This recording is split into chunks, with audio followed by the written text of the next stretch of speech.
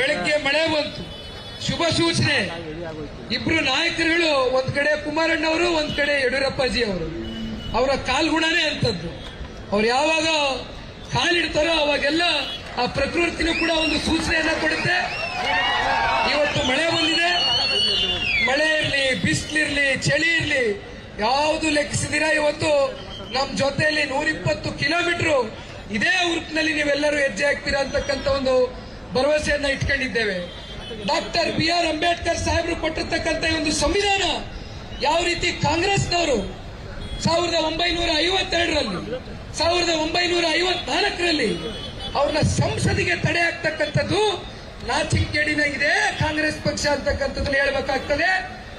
ಕಳೆದ ಲೋಕಸಭಾ ಚುನಾವಣೆಯಲ್ಲಿ ಪಾಪ ಇಡೀ ದೇಶದಲ್ಲಿ ಒಂದು ಗೊಂದಲದ ವಾತಾವರಣ ಸೃಷ್ಟಿ ಮಾಡಿದ್ರು.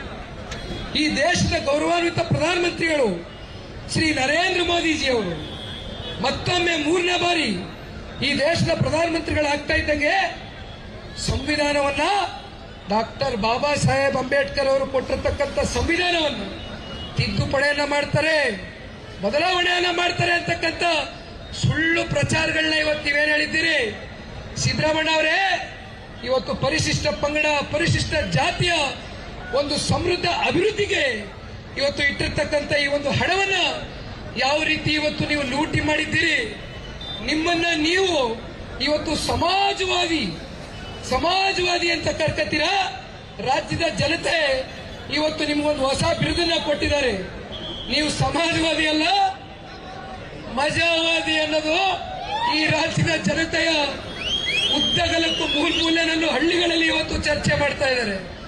ದಯಮಾಡಿ ಸಿದ್ದರಾಮಣ್ಣ ಅವರೇ, ನಿಮಗೇನಾದ್ರೂ ನೈತಿಕತೆ ಅಂತಕ್ಕಂಥದ್ದಿದ್ರೆ ಈ ಕೂಡಲೇ ರಾಜೀನಾಮೆ ಕೊಟ್ಟು ಈ ಸರ್ಕಾರವನ್ನು ಡಿಸಾಲ್ವ್ ಮಾಡಿ ಮನೆ ಹೋಗಬೇಕು ಅಂತಕ್ಕಂಥದ್ದು ಈ ಸಂದರ್ಭದಲ್ಲಿ ನಾವೆಲ್ಲರೂ ಆಗ್ರಹಿಸುವ ಮೂಲಕ. ಇನ್ನು ವಿಜಯೇಂದ್ರಣ್ಣ ಅವರು ಮಾತನಾಡ್ತಕ್ಕಂಥದ್ದಿದೆ.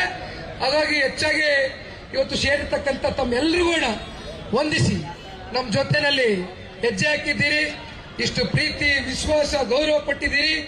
ಇವತ್ತು ತಂದೆಯವರು ಹೇಳ್ತಾ ಇದ್ರು ಬೆಳಗ್ಗೆ ವೇದಿಕೆಯಲ್ಲಿ ಮತ್ತೊಂದು